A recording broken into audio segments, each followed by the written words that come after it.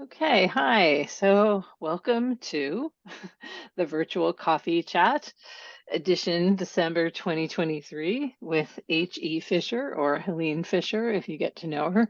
But Mhm. she publishes under H.E. And I'm going to read her bio before I forget so that we have done that, though I know her from many different ways. But H.E. Fisher is the author of the collection Sterile Field, which we're going to partly be talking about, Free Lines Press 2022, and the chapbook Jane Almost Always Smiles, Moonstone Arts Center Press 2022, also great. H.E.'s poems and essays have appeared or are forthcoming, excuse me, in DMQ Review, Ligeia, is it Ligeia Lygia, I magazine? think. Lygia. Okay. Yeah. Broadsided Press, Tupelo Quarterly, and Whale Road Review, Pithead Chapel, the Rumpus Hopper magazine, among other publications. H.E. is an alumna of the No You Tell It storytelling series and anthology and was awarded City College of New York's 2019 Stark Poetry Prize and has received nominations for Best of the Net and the Pushcart Prize. H.E. is also a recipient of the Poets Afloat residency. H.E. is the co-editor of Ray and Ideas Journal, which is where we met, and is a Mhm. writing coach and the co-founder of Say Ah, a health literacy advocacy organization. She currently lives in the Hudson River Valley. So there's the stats. And Helene and I met when she was, oh, I'm going to mute everybody and ask you to stay muted. So I'm going to change that right now so people can't unmute themselves accidentally. Um, so Helene and I met because initially because she's the editor, one of the editors of Re and Ideas Journal, and I had an essay in there. Felice Niels is the person who founded it, or did you co-found it with her? It's all Um, fleece. it's all Felice. And I met Felice at one of my writing. I led before COVID. I led writing retreats up in Scotland, and Felice actually was part of that, one of those retreats. Amazing. Anyway, it was kind of amazing. So we got to know each other's writing and everything. And I sent her this essay um, called Kali and Westray, and she took it. And then Helene was the editor, and I had no idea how amazing that was going to be. I mean, it was like her ability. She's a brilliant poet, which you're going to find out about soon enough.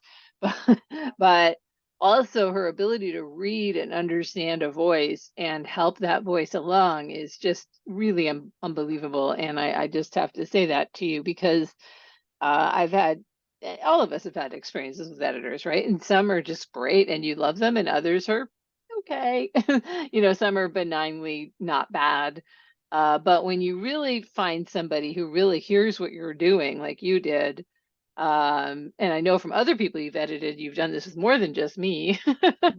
um, it's such a gift to be heard and seen on that level. And I think, to be honest, I hadn't read your poetry at first, and then when I read it, I was like, oh, of course, it's good because like Mm. that's part of the sensibility, right? And it's funny because in theater, it's all about listening, right? With actors, it's all about listening and responding.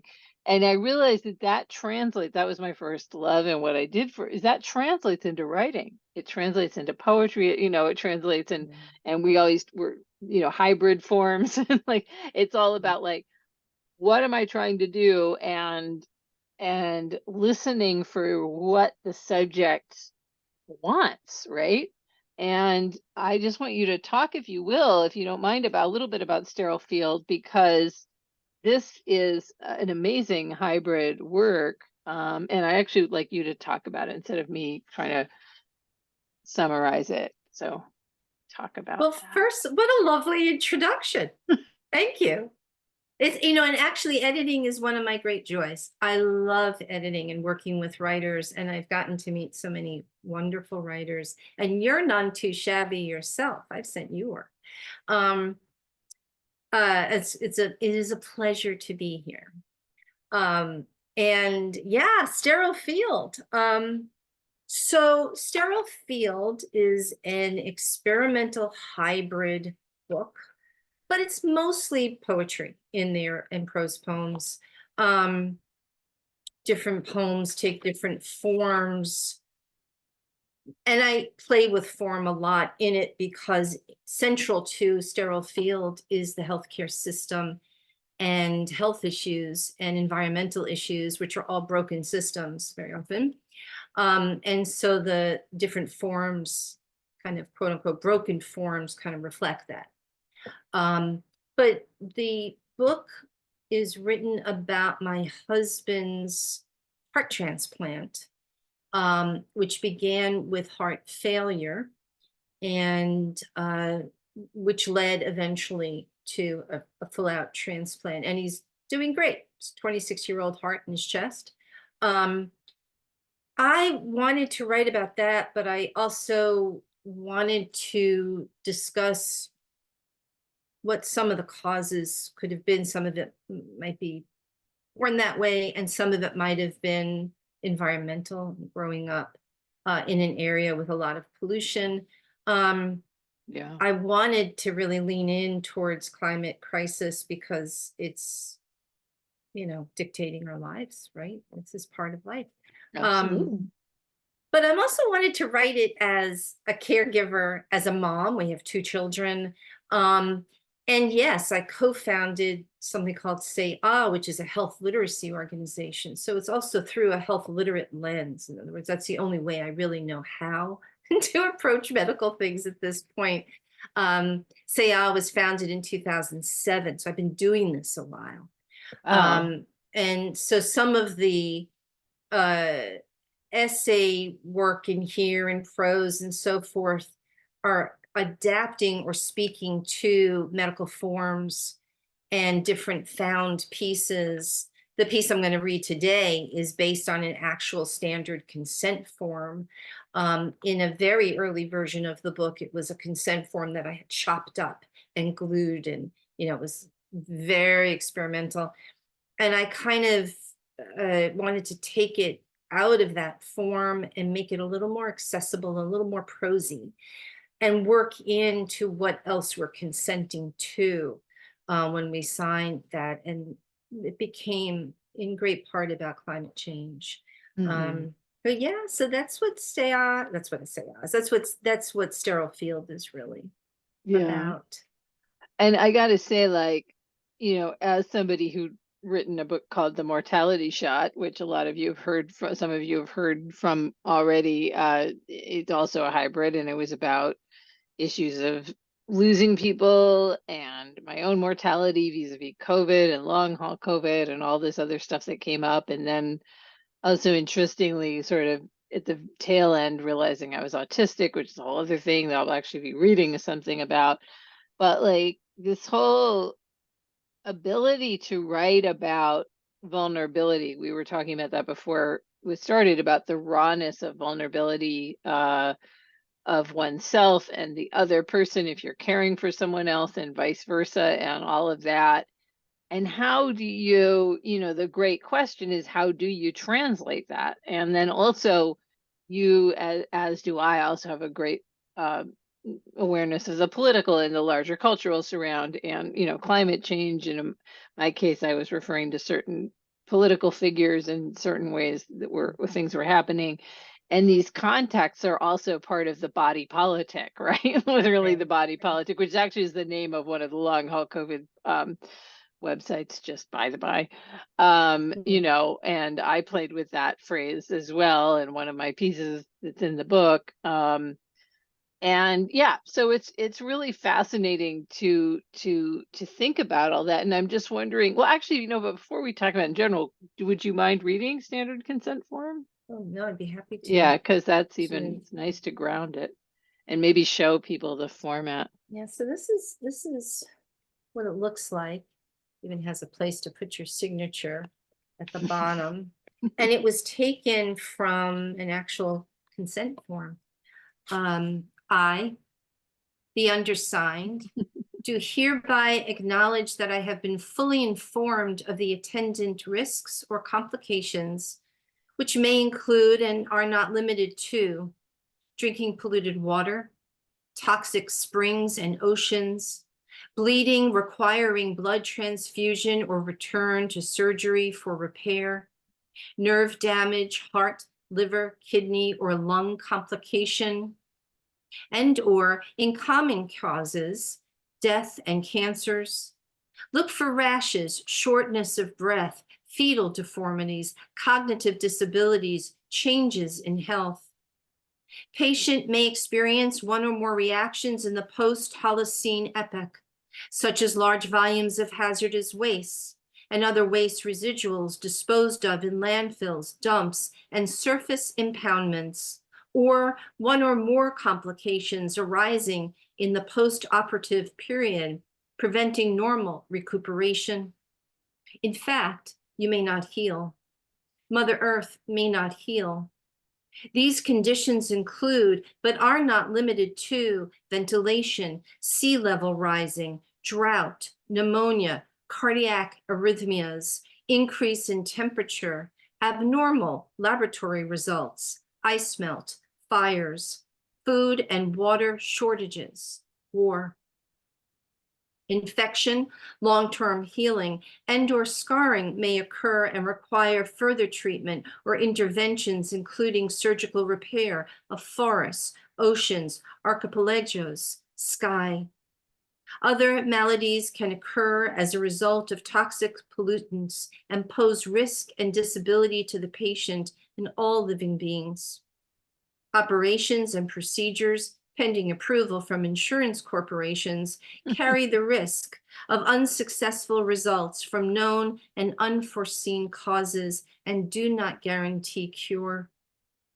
The undersigned hereby certifies that they have been informed of the risk to nature and that the consent agreed upon is that nature has no medical acceptable alternatives, treatments, or likelihood of survival. That's so powerful. And I am a big fan of the cut up. And I mean, I think it's really brilliant what you did, because I understand what you probably originally did, which is do like a more like what I call old school cut up, where it's really cut up, and it's super cut up and hard to understand for the average bear.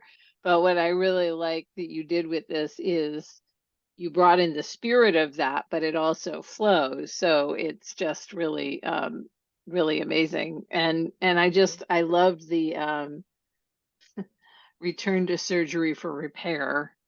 Which just seems to have That's verbatim, actually, from one yeah, of the, yeah. I believe it, but it's weirdly poetic, isn't it? It's weirdly poetic. Yeah, and I love that you pulled that out. And you may not heal and Mother Earth may not heal put together again, just making that equation. And it's a valid equation. It's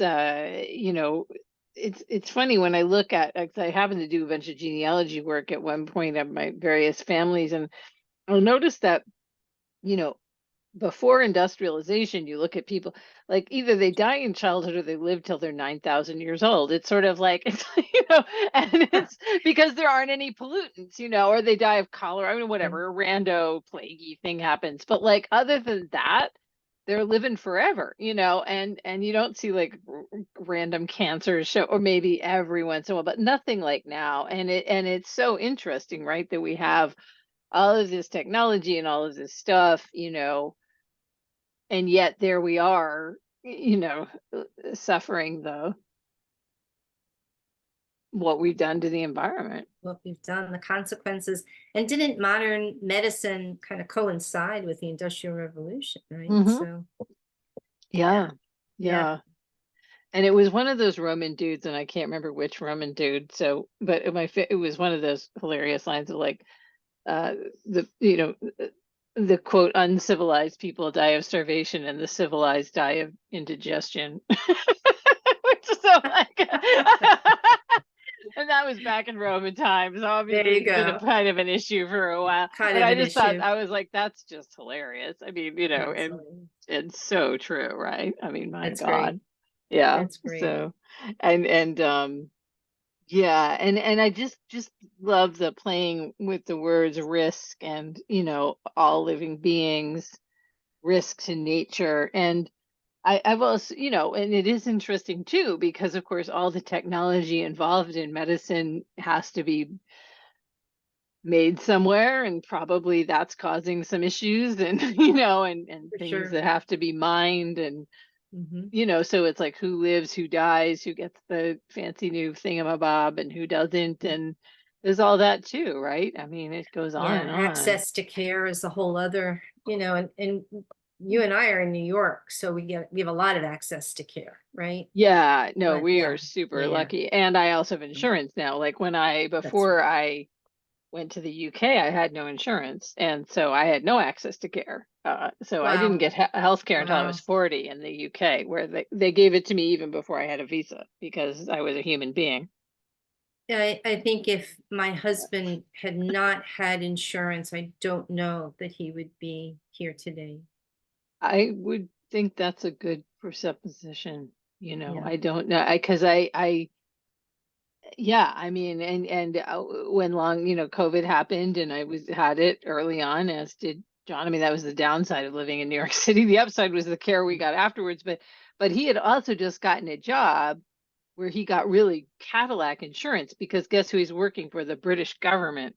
So, Oh, yeah. oh, for heaven's sakes. Wow. What are the odds? I know. So like they have Wow. really good health care, because they're not Yeah, going to come to the US and not have good health care. So we right. suddenly had this Cadillac insurance that we'd never, I mean, I had Medicaid kind of bumbling along, and with that you get some help and you don't get other help, and they cover some things and they don't cover, and it's brilliant, that better than nothing. Like, I'm not complaining, but at Right. the same time, I'm aware that the care I got Uh-huh. was, and still is, and the things I have access to now have a lot to do with that insurance policy. Yeah. Well, Dan's a union member. There you So go. so there you Yeah. go. So he Yes. has phenomenal insurance. Yeah. Um, but it was Great. interesting because at every step of his care, the doctor's office would make sure that the insurance was going to be covered for these esoteric Yep. treatments. Yeah. Yep. They So, won't and touch long you until term, they know. Yeah. that's right, and would not do, if memory serves, they would not do the transplant until they also knew that insurance would cover the medications involved, like forever. Right. Right. Yeah. So yeah, Yeah. yeah, Which is, very strange, and one of those weird, interesting things about environment is I lived in the UK for 8 years, which was long enough to get used to a culture, even under a Tory government, that was still trying to care for most of its people. And this idea that you would have to pay for it was like they did have a privatized system if you wanted it, but it yeah. was just a supplement. And even that wasn't that expensive because it was a supplement to the NHS. So when I came back here, I was just like, oh my God, I mean, I already knew it was psycho before I left, but I was Yeah, like, yeah. not only is it psycho, it's like completely unnecessary, because there are a bunch of rich, stinking capitalists in the UK, but somehow they managed to be there along with a national healthcare system, and it's like, You know, they see it as a right, that they do. having access to care is a right, and Exactly. in much of the way that many other places see education as a right. Hmm. Um, so like my kids both went to McGill University in Hmm. Canada, Right. which was less money than our in-state colleges. Right. That's not why they went, but it turned out to be this incredible thing because higher education is so valued there. Yeah, exactly. And the same in the So UK. yeah, They have all of the education yeah, covered. Like, you could go to Oxford, you got in, you can go there for free. I mean, basically for free. I mean, there's a little basically bit for of free. fees now, but I mean, Yeah, compared to what we do, it's for free. It's like basically yeah, what we would pay for a community college is what they're paying for Oxford, yeah. As opposed to So, $80,000 a year.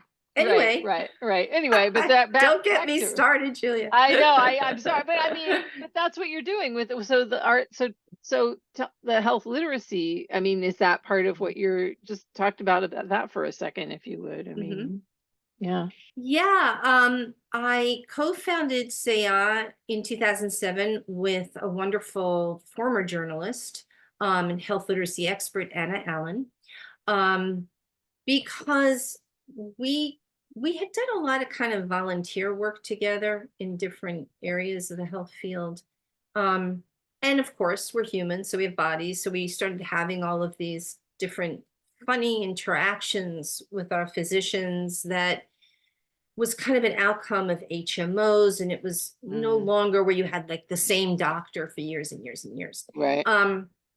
And we realized that there was a word for what we were trying to do, which, or a phrase, health literacy, which is the ability to access and understand and use and manage healthcare. Mm, So we created a nonprofit, and we provide trainings and workshops and information to community members for sure, but also to professionals, healthcare providers and social workers and so forth, to help them adopt health literacy best practices to use with their patients and clients. Um, and I was the co-executive director for years and years, and I stepped down as the co-executive director in order to front burner my writing. mm-hmm. But I still keep a toe in, and I still do plain language translations and workshops and that sort of thing. And I'm still on the board. So I find myself pretty involved these days in health literacy. It doesn't like go away. I really believe in a health literacy world. And people really struggle. I mean, they struggle just to Yeah. like get an appointment or manage insurance, whatever it is, have a conversation with their doctor. It's very complicated. Yeah, So, yeah. it is. It is. I mean, and it seems like it's way more complicated than it has to be. And it Sure. was yeah, I mean, you know that. I don't have to explain that to you. But it's great that It's you do that. mind-boggling.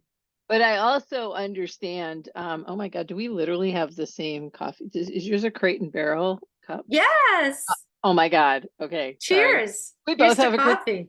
As I was saying to John, I was like, my husband, I was like, we cheer with coffee cups here, like in our house. That's really funny. Yeah, it's one of the, yeah. So it's pretty fun. I just noticed it, and I'm like, wait a minute, that's the Wait a same. minute. Yeah. Okay.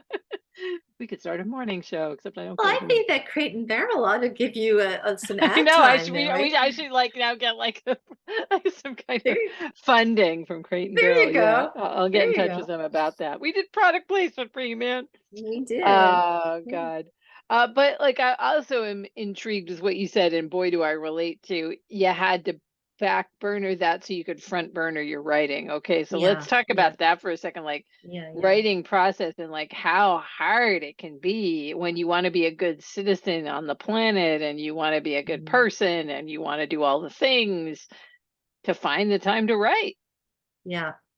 But it's funny though, isn't it? I mean, as a fellow hybrid writer, I mean, I've been writing my whole life. Me too. So it's sort of like I used to wake up like really early before I'd have to go to my day job Hmm. to write. I wrote a whole novel that way. Wow, that's Um, impressive.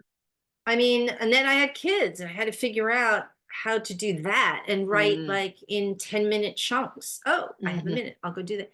Um, Mm-hmm. so it's kind of lovely. I mean, I was thinking, I'm going from this conversation to a Mm-hmm. reading.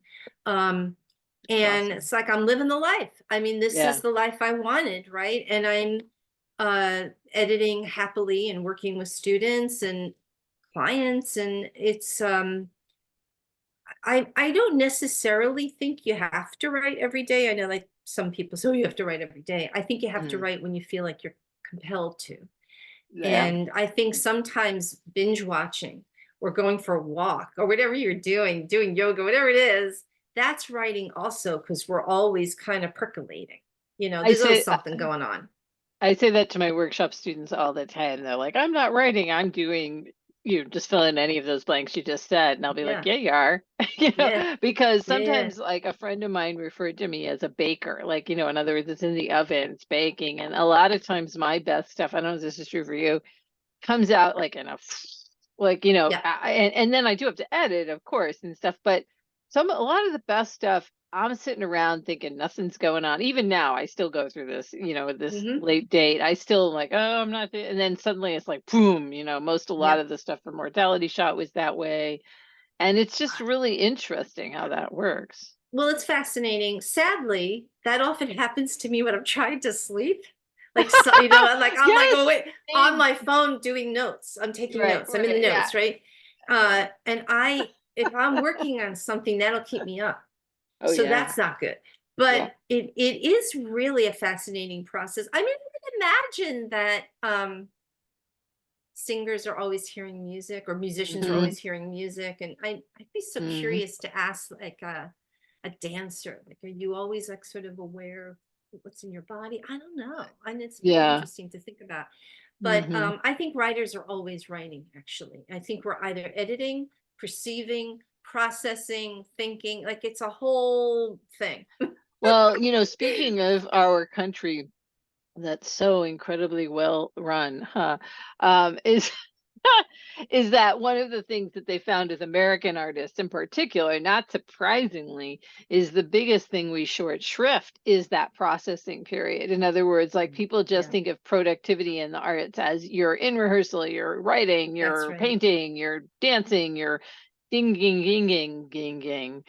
But like the all that other time, which is actually where you gather all the material, if you think about it, is just considered pointless or whatever. And we're so Yeah. obsessed with this very limited idea of productivity, aren't we? That it's Yeah. so hard to allow that receptive, part.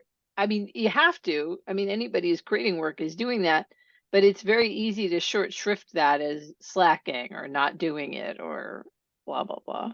I think about that a lot, actually. And actually, Mm. I've been making myself apply to fellowships or residencies just to do that. And also reflection, Yeah, especially if we're doing totally. research. Hmm. It's that processing part. Yep. Yes. There is a thought about in for executive function that Hmm. spacing out is really important. Do you remember being like Hmm. the kid in the back seat of the car and you're just like, Hmm. a Hmm. puppy, right? With your tongue hanging Right. out, Yeah, yeah. just staring. That apparently is very important to brain function. And I get that because the ability to space out is we don't get a lot of time to do that, to It's just kind interesting of you should that's wander. I think that's a huge reason why I can't drive a car. Because actually I seriously I did take driving lessons and I got my license for some weird reason, but I never drove because I Oh, never forget the life. I'm driving along with the dude with he's got the brake on his side, thank God. uh-huh. And I'm looking, it's the autumn, and I'm looking at the leaves, and I'm just like spacing out and I was about to drive right through a stop sign, and he's like, "Ah," Oh, and yeah. so when I got to college and somebody said I could drive their car, I looked at the car and I had a moment. I was like, nope. and It's so and there funny. and yeah, I'm not I'm really good at spacing I out in a car. I am too. It took me a long because I had to drive when I moved to Yeah, the suburbs. We lived in the right. East Village and we moved up to Rockland Yeah, County area, right. and I had to drive. And I Mm-hmm. can do it. But it's like today, for example, I went Mm-hmm. out for a walk, which is my walk Mm-hmm. jog thing that I do. And it was gorgeous outside. And I decided I was not going to put my earphones in. Mm-hmm. I was just going to walk. And even if it was boring, I was going to do it. Mm-hmm. Um, and part of it was a very conscious desire to kind of get to that place where I'm just it's me. There's no Mm-hmm. input coming in. Mm-hmm. There's no podcast, there's no Mm, music. It's right, just yeah. me. Mhm. It's harder and harder to do that. And I Hmm. think it's really essential for writing that we I like give actually ourselves always space. I always do it that way, and it's because I'm a John Cage freak. And John Cage always said sound is music, meaning Hmm. any kind of sound. So because I really believe in him, and actually that was the thing with him is one of the opening parts of my PhD about how theater can be an act of philosophy. because he changed sound. He changed the location of music from the composer to the auditor, right? With the silence piece. And he talks a lot about that. And it was like, I just realized that I also I have incredibly good hearing. This is part of being autistic, is I just have crazy good hearing. So I hear everything, and that can be good and bad. It has a bad Right, side, but right. obviously, but like I remember really well, like walking on 53rd Street where the 6 and the F come together on 53rd, Mhm. and it's that horrible like staircase and it's chaos. And then one day I was walking down and I heard it was a symphony. It just turned into a symphony. And it was just the most incredible moment where I just heard it all. It was the same sounds, but I just heard it as a symphony. And I was like, it was like a Zen Buddhist moment or something. It was Wow. just like, whoa, everything just changed. And yeah, between that and also just my general traumatized hypervigilance, I don't put in earphones. Like those, it's a mixture of both. Like I like to say the It John would Cage be part, but redundant. part of it's trauma. But like, Right. I was like, oh, I can't not. But so it's a mix, look at the good, the bad. But yeah, but seriously though, I think it's, and I feel like it's how I also, because I live in Inwood, so I live in Inwood Hill Park, near Inwood Hill Yeah, Park, which is an old yeah, growth forest at the top tip of Manhattan. What a gift. yeah. And so when I walk around there, I definitely want to hear the birds and see and you get Mhm. these wacky things going on there, like good wacky things. Um, so, so yeah, but speaking of all this, I don't know what you were going to read a new poem. I don't know whether Yeah, this segues in or not, because I don't know what the new poem is about, but we're talking about processing and writing. So could you read your new poem? yeah, yeah. So I'm working on a whole new collection. I'm of two minds. One is Just two? about you're right, right. Um, I'm of 18 minds. One is they're both kind of about war. But I think I'll read the shorter one. It's a sonnet. Mhm. I've been writing about and don't hold me to this, but what I think this new collection is about is finding clarity through distortions. Mm, mm, And nice. I think some of that is an outcome of thinking about information, is an outcome of 2016, really, is Mm, of mm, what's mm, good mm. information. It's also a health literacy thing, right? Um, Mhm. what's fake information in quotes, what's not helpful information, what's partial information. There's a lot about history in this new collection, and being very conscious of how abbreviated the history that I was taught in textbooks growing up Mm, really was. mhm, Um, mhm.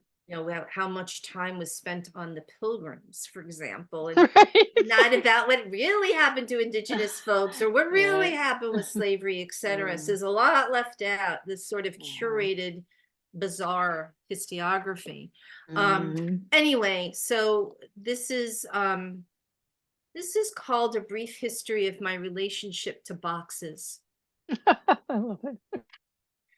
I sit filling boxes at my kitchen table during war, puzzling crossword clues with columns and rows arranged like plots in a cemetery, and think about the woman with a nevus, a mark in the shape of a black heart on the white of her left eye, who told me that by the late 1930s in her small town in Austria, her family saw it coming. And so her mother put her in a box and shipped her like freight to another country.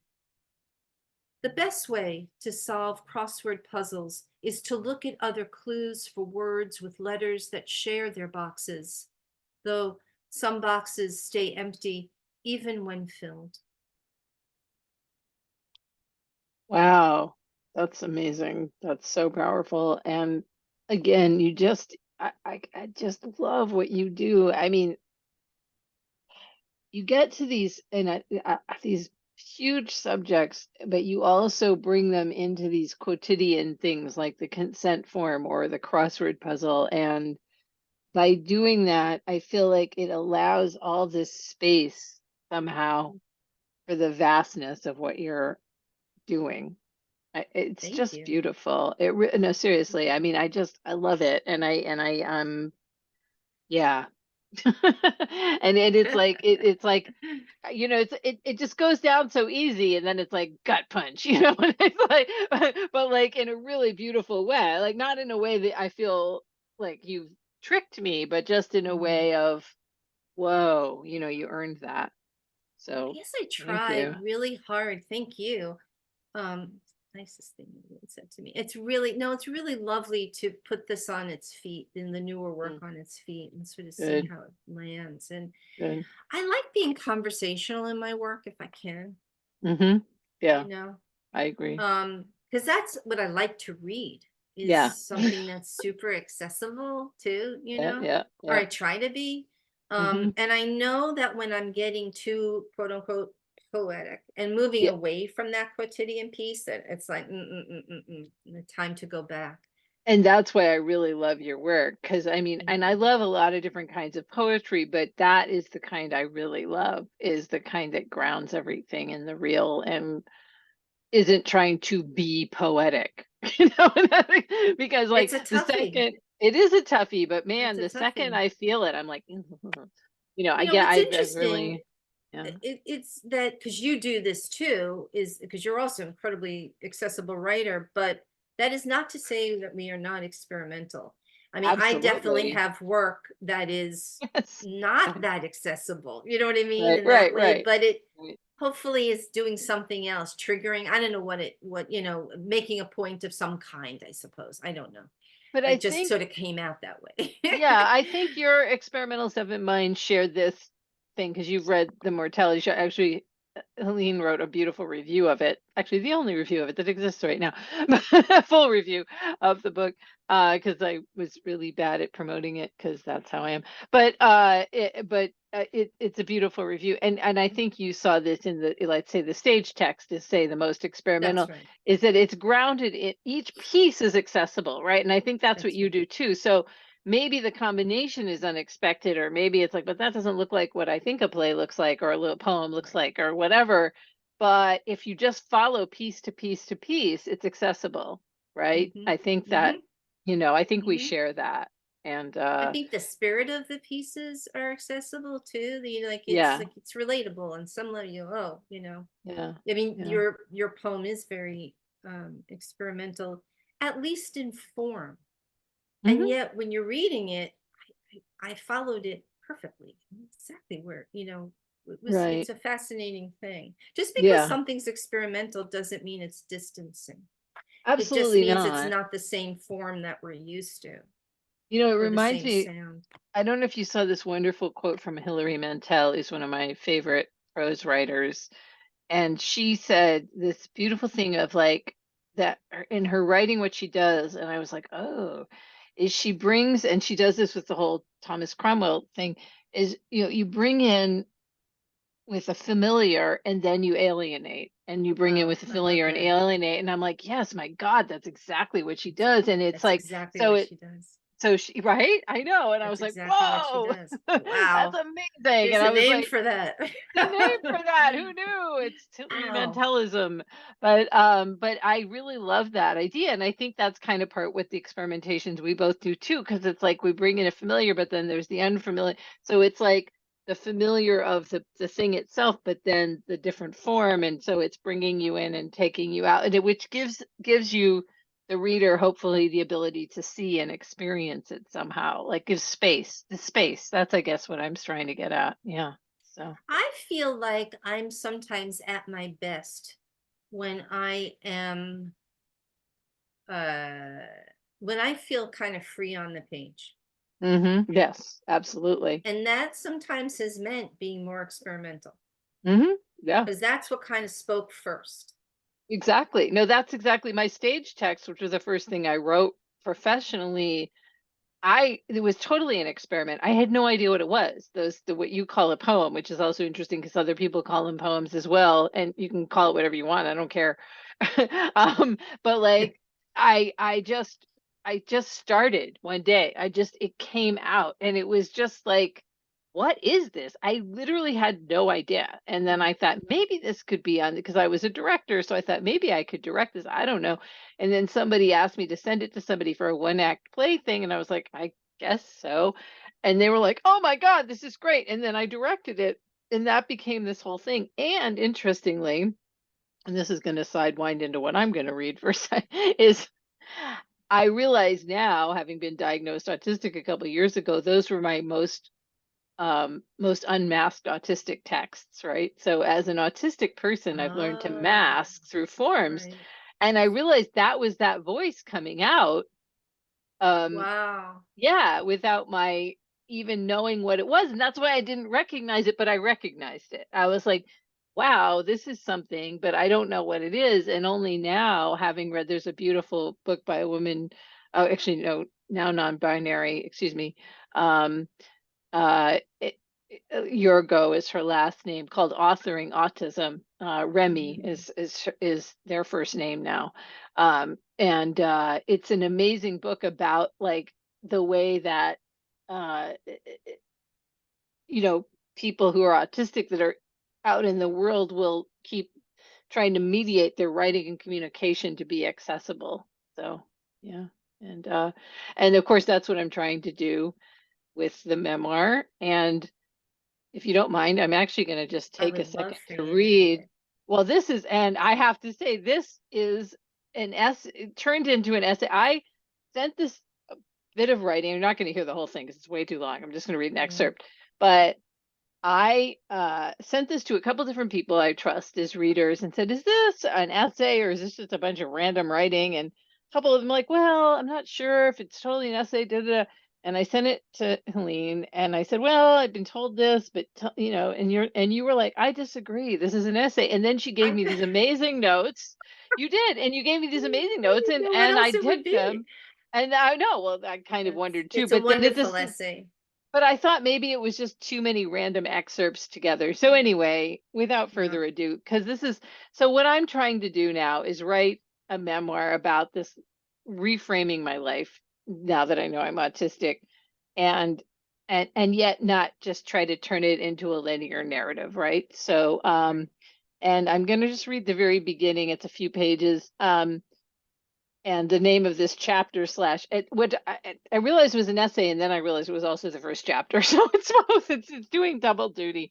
A twofer. Called, yeah, "Talk to Me, Don't Talk to Me" is what I decided to call it, which is a line from a Nice. David Bowie.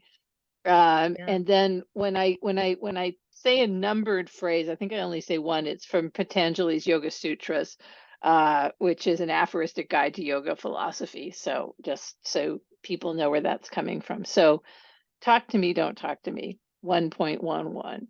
Remembering is the retention of experiences. 1968. You are with your grandparents on a ferry to Nantucket. You are 4 years old, maybe 5, looking at another kid about your age with short hair like yours. Are they a boy or a girl? I can't remember now, but I think it was a girl who was also not girly. You're probably wearing one of your striped shirts, your hair in the page boy your mother insists on because she doesn't want to hear you complain when she tries to brush out the tangles when it's long. When the other kid begins walking towards you, your heart leaps at the thought of maybe talking to another kid. But when she gets to you, she says, "Hey, you kid, my mother told me to tell you to stop staring at me," then walks back to where she was standing, back to you, looking up at an adult, presumably her mother. You begin to cry. Do you turn away? I can't remember. Do your grandparents comfort you? I don't remember. Ever since then, you stand on the outside deck of any ferry, walk as far away from people as possible, and look to the horizon. You stare at the water, any visible land, birds. You never stare. You never even look at anyone. Is that true? Yes, mostly. You do chat with people sometimes, but only briefly. I like islands. Islands like Westry, where cows and sheep far outnumber the people, but also islands like Manhattan. On both, I can be left alone, get lost in an ecosystem in which there are forces larger than me at work. I am not too much for the winds of the Orkney Islands, the Atlantic, the North Sea, the East River, or the 9 million people of New York City, the 24-hour rumble of the subway, or the electric current running underneath every street and sidewalk that keeps the pavement from collapsing. You can hear the hum when it's quiet. 1.7. Right perception arises from direct observation, inference, or the words of others. 2019. You're on Westray, an island at the far northwest of the Orkney Islands archipelago, which lies north of the Scottish mainland. You're setting out dishes on a long dining room table in a restored 16th century manse that sits on a headland where the North Sea meets the Atlantic, creating the roiling conditions for the Westray Firth. A tidal flow so strong it can produce enough energy to light up a city. Iron Age remains have recently been discovered near the shoreline alongside longship noosts built by the Vikings. You're leading a writing and yoga retreat here because this is the place where you spent a month to wrestle your PhD into shape, so you know it's conducive to depth work of all kinds. It is September 2019, and you've recently completed your yoga teacher training and are quite proud of that since you're 56 in the best physical shape of your life and walked through a number of frightening body memories that came up during the process of practice teaching in front of assessors. You're writing a memoir that you think will be about how yoga has helped you heal past trauma. The other writers are helping you set the table as you joke, which you do with increasing frequency since the teaching course, about being a little, quote, spectrumy. This evening, because of something related to food, since you cook about 4 things, and you cook them really well, but they're only 4, and only 2 for which you can get ingredients on Westray, lentil stew and risotto. And how anytime I go to a restaurant, I have to order the same thing. Ha ha ha ha. Your friend Jill, who you've known for over 30 years since you first met in recovery meetings in San Francisco in the 1980s, and who's now a nurse practitioner, looks at you with the little part smile, part pursed lip thing she does. You notice her mouth more than her eyes. You hardly ever remember the color of anyone's eyes since you rarely look at them, but you do know Jill's are brown because they're very dark brown and you've known her a long time. She was the maid of honor at your first wedding, the one who noticed you'd gone white as a sheet before walking out of your parents' basement and up the outdoor aisle of flowers arranged lovingly by your third stepfather. She asked, "Are you okay? You look like a ghost." The real answer to that was no, because my body knew in that moment what my brain would not acknowledge, that this marriage was going to be a disaster in which I would almost disappear completely, had already begun to do so. So what I said was, "Yeah, sure, I'm just scared is all." She looked at me with the familiar pursed lips, her eyebrows raised slightly, but held out her arm and walked me out of the basement into an imprisonment. So I knew the look. I'm telling Jill now as we bring the food about how Ruth, my roommate during yoga teacher training, and I jokingly called each other spectrum twins because when she arrived, I divided the space in our tiny shared room precisely in half, including the top of the dresser. And she said, "Wow, normally women have no sense of personal space." As we shared these cramped quarters over the month-long intensive, she and I discovered we had this uncanny understanding of each other's necessary rituals, and how Ruth had told me while we were doing our elaborate morning face and teeth ritual, both using the sink that jutted over her bed, about how she had taken an Asperger's test that she had asked her son to take. And, quote, "He wasn't on the spectrum, but according to the test, I am." I'm laughing at this anecdote when Jill tilts her head and says, "Well, you know, you do have some of the traits." The Atlantic keeps pounding into the shallow North Sea. There's a mist that comes up over the green headland, dotted with placid but kind of heroic-looking cows silhouetted against the sidelight of the setting sun, while the undertow of my perceived psyche collapses into itself like so much confetti sucked into the whirlpooling eddies of the Firth, down past these roiling currents to the dark stillness and silence of the ocean floor, touching solid ground for the first time, which is surprisingly peaceful for a moment until you have to surface. Was the mother of the child you were staring at on the ferry to Nantucket concerned that you might become friends with her child? Was her child weird like you, awkward, maybe a little too smart, not girly enough, lonely? No one would have known we were autistic then because we were girls and had already learned to mask, which is what girls are taught to do, even if not autistic. But did her mother sense something else about her child, about me? The uncanny valley syndrome, in which a person who does not register as normal creates a discomfort and inchoate feeling that something is amiss. This discomfort usually manifesting subconsciously, but nonetheless affects every interaction. I've yet to meet an autistic person who has not also heard since infancy this endless thrum from those who feel at home in this world. You are not like us. Please stay away. If you can't keep up that mask that makes you recognizable, don't show us how you see or feel unless safely encased in art or science or technology. Please, please stay away. So we retreat, at which point people ask, why are you so distant? Why don't you participate? Why can't you just be part of us? What makes you think you're so special? In 1968, the idea was to keep autistic children apart lest they make each other, quote, worse. In 1963, the year I was born, the first cattle prod was used to punish an autistic girl for climbing a bookcase, inaugurating the behaviorist model for, quote, treating autism, ABA. Children deemed autistic were thereafter sentenced to 8 hours a day of electroshock for doing anything so awful as not hugging someone or not making eye contact, and rewarded with M&Ms for doing so, thereby creating a generation of traumatized diabetics with an average lifespan of 56.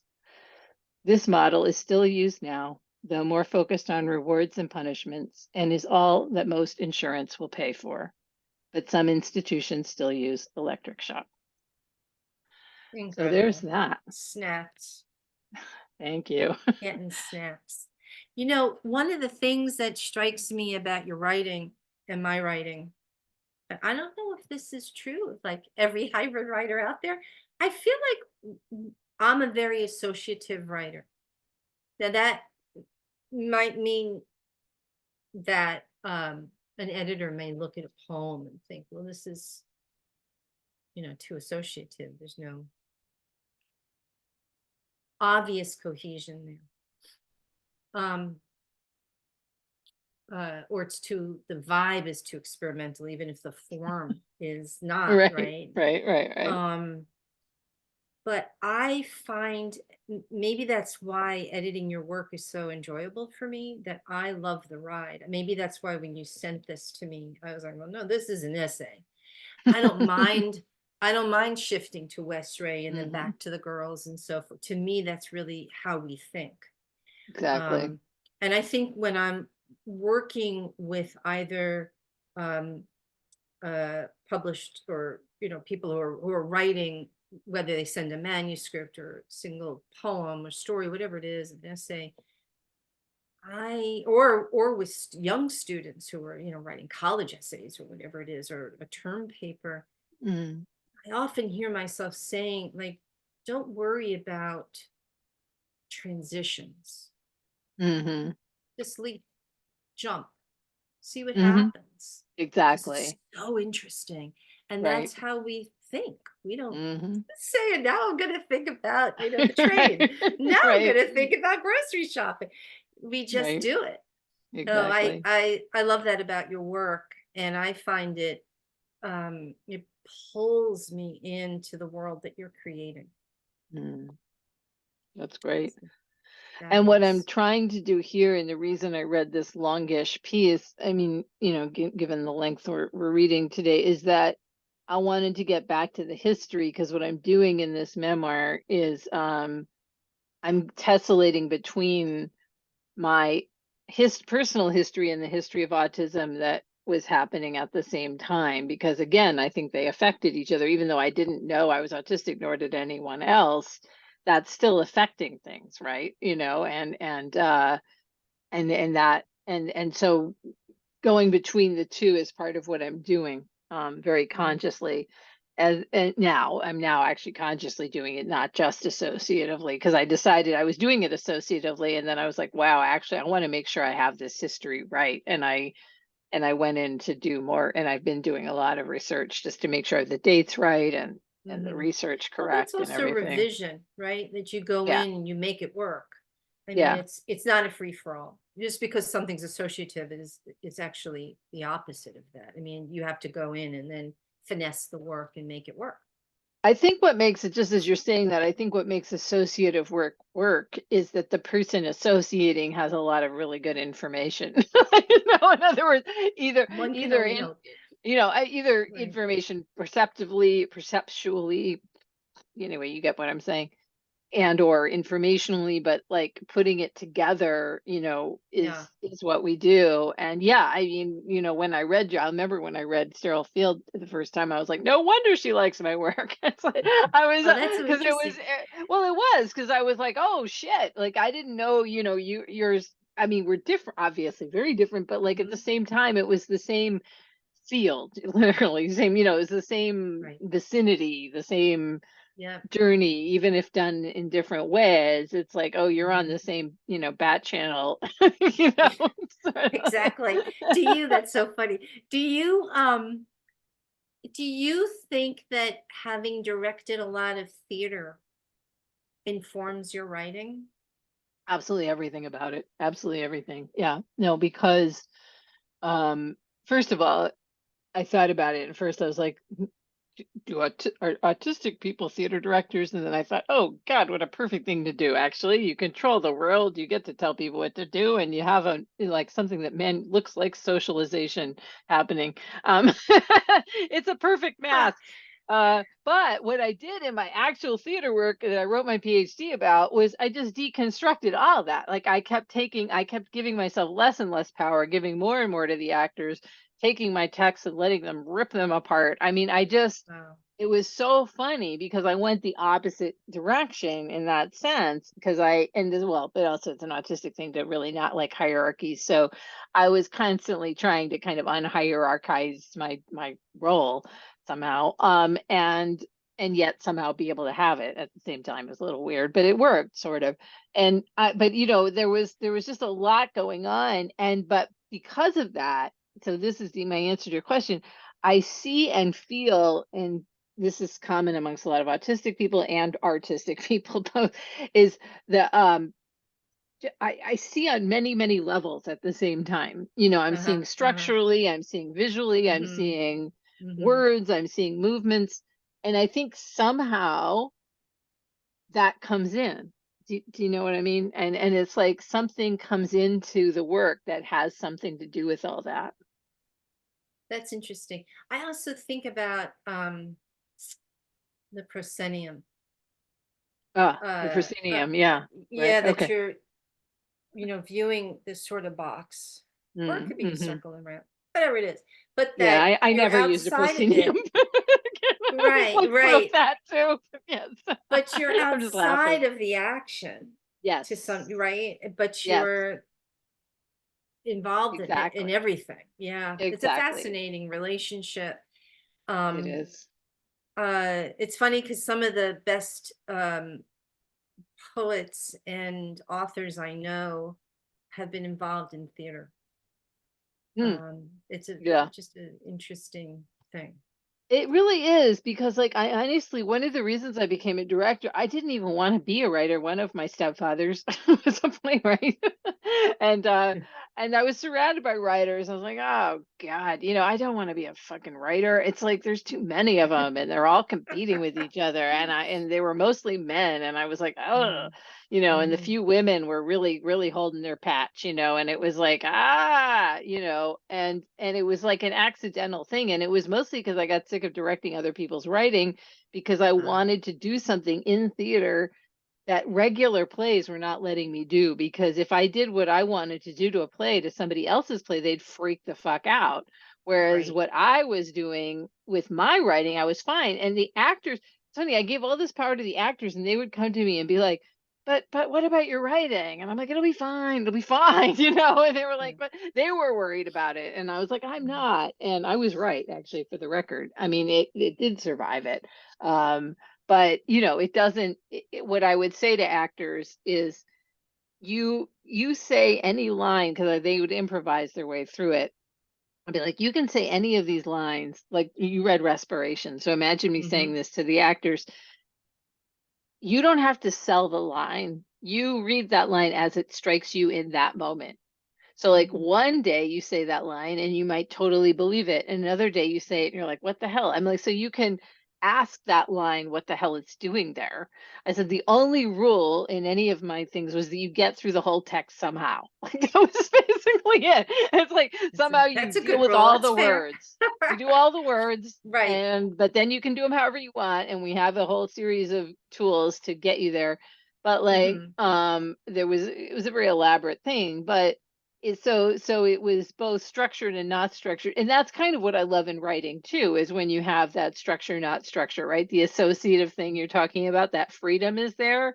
but you also know there's an underlying structure. And even though I'm not technically a poet now, I actually wrote a lot of poetry in high school, and I wrote like sonnets and villanelles, and I was translating, like I was translating Virgil into iambic pentameter. I mean, I was doing all this very like weird stuff, and reading Emily Dickinson, as of course you have to do, and all the Yeah, things, and Walt Whitman, yeah. and being like, oh my God. And that's what I was doing. And, it was all highly derivative shite that I was writing, but it gave me some kind of, thing that was there, is still there somewhere in the back of my, you know what I mean? It's That all kind of those structure. details, yeah, are Well, sitting there. I think that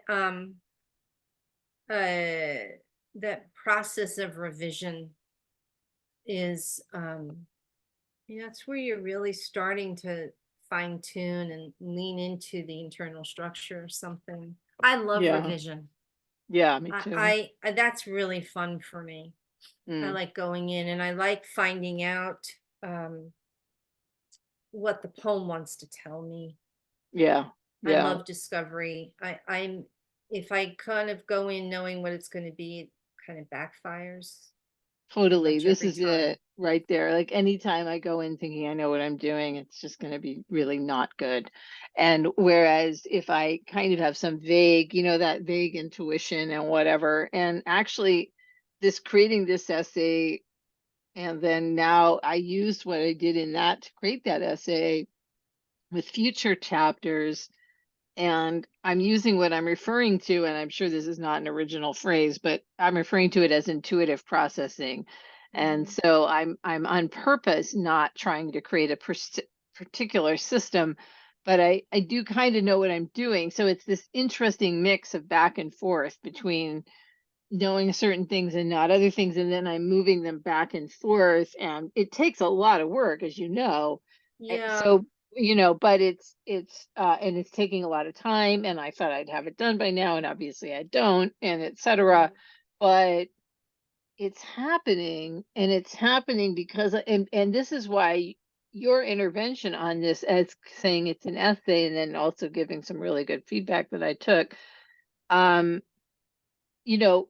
it showed me, I'm like, no, it's not just random stuff, yes, and the thing you were like, is that meant to be there? And I was like, yeah, no, you're right, that's not, and just taking that one thing out, and then it was like, oh, Yeah. now it's all playing with each other. Right. What Sometimes, belongs and what doesn't belong. right, and sometimes Yeah. you need somebody to help you, affirm like a Right. hunch that you have, right, and it's like, Yeah. I don't know Yeah. about you, but sometimes I keep stuff out of some weird sense that I'm supposed to. I don't know what the heck that's about, but it's That like, you keep stuff out that you're they'll supposed keep to. stuff in because I And that think you're I'm yeah. supposed to, and I don't. And that's what I've been much Right. better about. I'm like, get it out, get it Yeah, out, that's sort you of the know. curation of the work, what stays, what Yeah, goes. yeah, Um, yeah.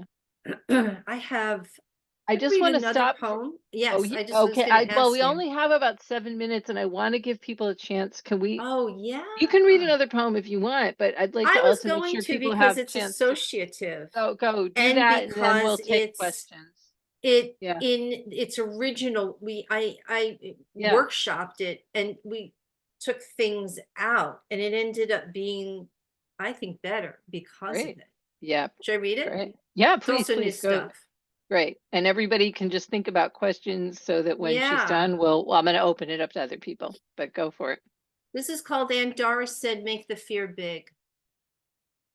It would be no surprise if missiles from the plural missilia, gifts thrown by emperors to people on the streets, will soon be aimed at the moon, shot down its stones used to make cities bigger. Someone's always deciding they need land more than people or homes. What walks or stands is ground to white powder like a drug, hates opiate. Doris said if you make the fear big enough, whatever you think will happen won't be as bad as expected. Look into the whites of children's eyes, the walls they hardly knew, pressed like flowers. I heard a eulogist at a funeral say his fallen daughter was as big as libraries of song. A friend removed his brother's urn from its cardboard box, took a handful of ash, tossed it over his shoulder for luck like salt. How big can something be once it's gone? Let the snow on the branch get heavy, Doris said. That's beautiful. So- Yeah, no, and I'm just gonna read a comment that Mia had put about so interesting, Ray, associative writing, stream of consciousness makes me think of Virginia Woolf, considered autistic, which is true. Oh, that's And in fact, interesting. Mia, if you Wow. haven't read it, you should read Joanne Lindbergh's book, Letters to Our Weird Sisters, and she kind of writes a memoir vis-a-vis people like Virginia Woolf and other people from history. But I've let you unmute people. Oh, you have. It's brilliant, isn't it? So if anyone wants to unmute and ask a question or make a comment, you're welcome to at this moment. Robin. Your poetry is mind-blowing, absolutely mind-blowing. And after the first one, I was thinking, okay, where's she going to end this? How's she going to end this? It's going to blow my mind.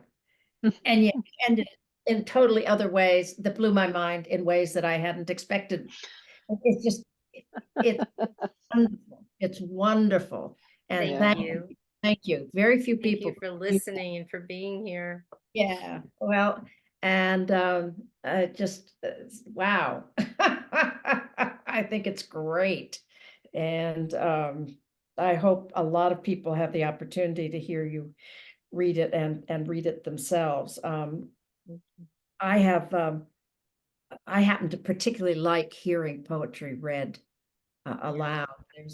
There's a rhythm to it that when you're reading it yourself silently, you don't, I mean, it's not to say there's nothing to be, what am I trying to say? It's not that there's not something wonderful about reading poetry aloud to yourself quietly. Yeah. It's like almost like a whole different genre when you hear somebody read it, particularly the person who wrote it. Now, other people can obviously, like with Julia's stuff, can put their own impression into a poem. But anyway, but it also, the rhythm of your poem, when Julia sent me, I don't know if it's whether you ever directed, Julia, words to your mama, but that was the first one, or word to Yeah, your mama. I did. Yeah, that was, yeah, I Okay. directed it. That was the first piece that you ever sent me. Yeah. I was, again, totally, I'm not expecting that.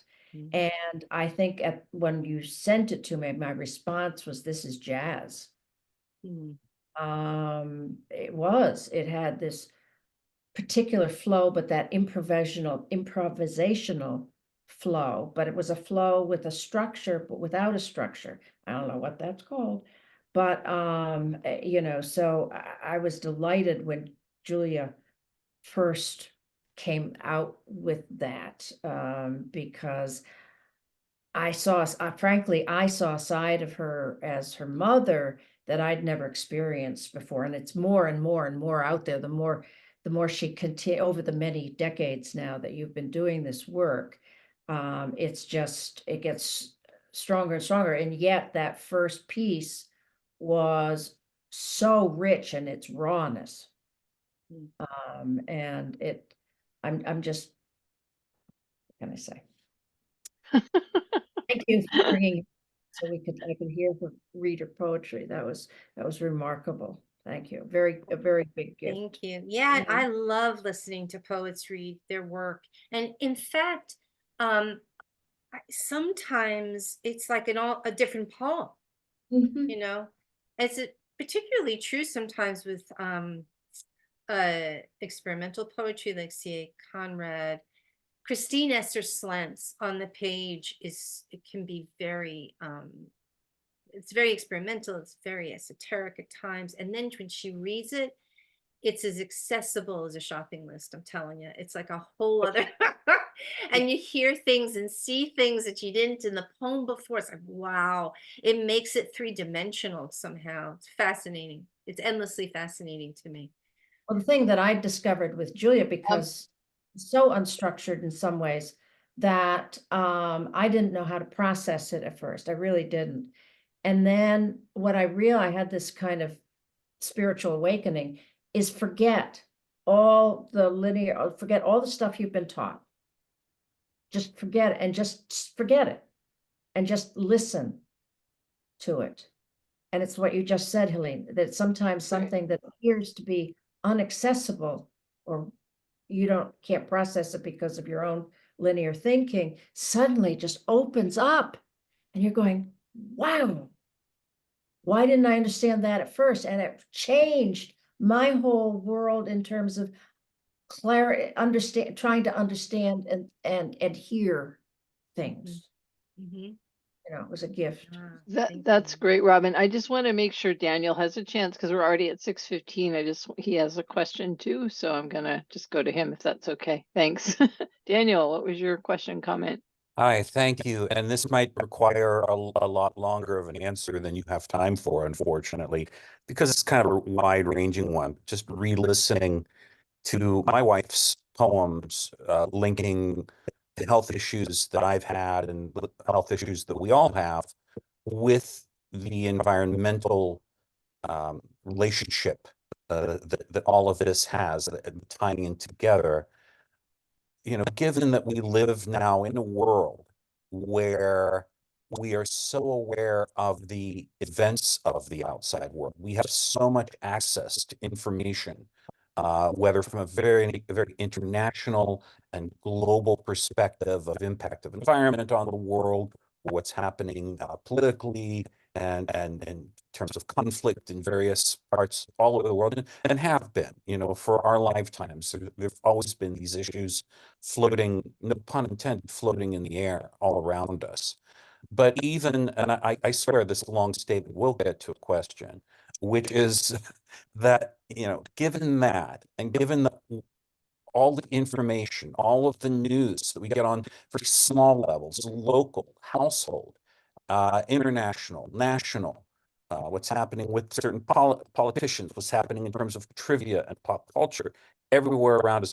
How does, and this is really for both of you, each of you, I should say, how do you feel that affects the work you do? How do you feel you address the things that you react to when you go online?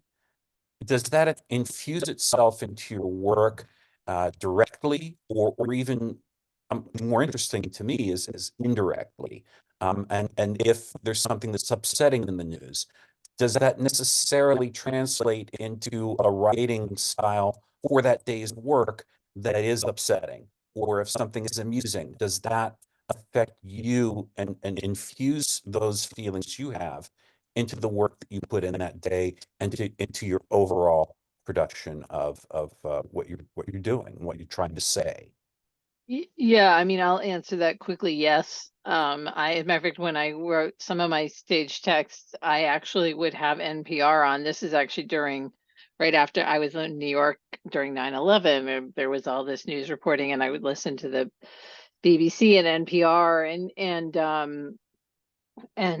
some of that I would just literally bring in. I would actually cut that in. So I was doing the opposite of trying to be, you know, linear. I was actually letting in any thoughts.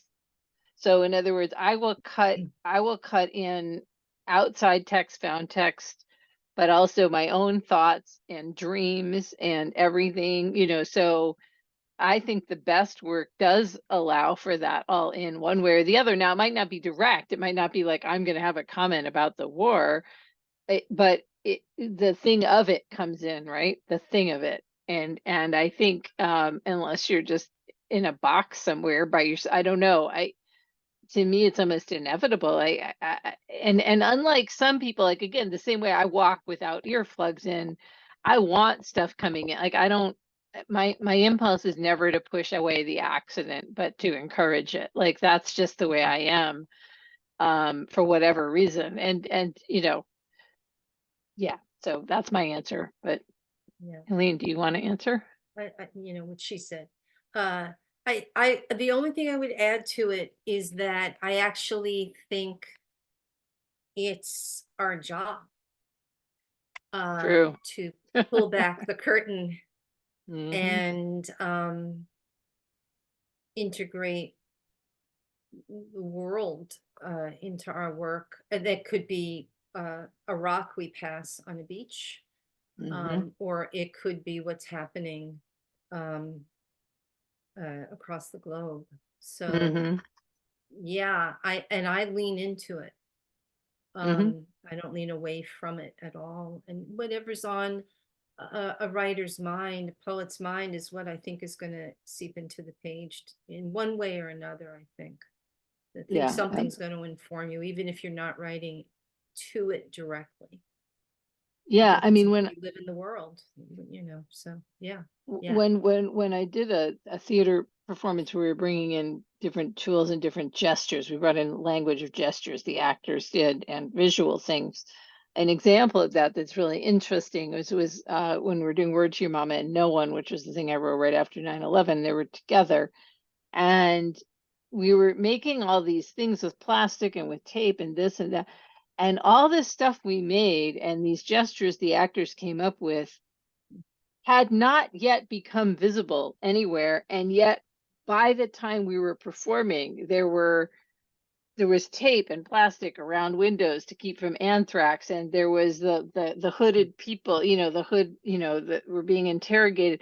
All these things, before they ever came out, the actors had found these gestures from this collective consciousness, if you will. So it's amazing when you open up a space, what can come out, both not just with words, but also gestures and movements and everything else. And we were shocked, and we were sure no one would believe us. Like they would have assumed we'd made it for that. And it's like, no, that we made this months ago. Like, and Amazing. but it was like a weird premonition of what was going to come out and what was going to happen. And it all did. So there's a power to it. There's this real power when you're opening as opposed to closing yourself down. Right. It's porous. It's a porous kind of situation. Yeah. I just want to I want to ask Mia, do you want to ask any specific question, Mia, either texting or unmuting yourself? Just want to give you a second if you want. Oh, I'll just say, I found it so interesting. Thank you both. I'm so glad I came along. I can relate to the associative type of writing very much, and I'd always called it sort of stream of consciousness, but of course it is.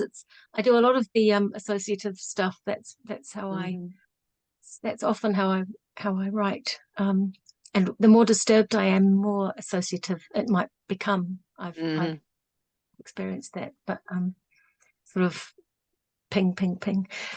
Thank you both. Wonderful to hear you read. Thank you so much, Mia, and thanks for your really wonderful insights throughout on the comments. I just wanted to give you a second there. Unless anybody has something, Helene, if you have something, a final word you'd like to say. I know you've got to leave at 6:30 exactly, so I don't want to cut you off in the mid-sentence. So is there something you would like to say, or? Oh, just what a pleasure this is. And thank you all for coming and for talking and asking questions. It's lovely to chat with you, Julia. Yes, So it glad always we is found so much each fun. other in the editing sphere. In the editing sphere, yes. Yeah, yeah. Great. Thanks a million. Thank you. So I am going to close out this wonderful, amazing session, and going to stop the recording when I figure out where it is. Oh, there it is.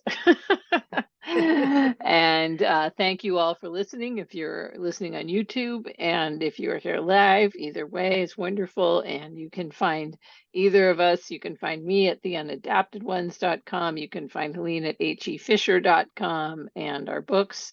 Oh, and I'll just do my obligatory. This is the Mortality Shot, in case you haven't read it or seen it. Sterile. And that's and that is a STERILE FIELD. Both of them here. Yay! And go check them out. All right. So let me. Thank you. Thank you.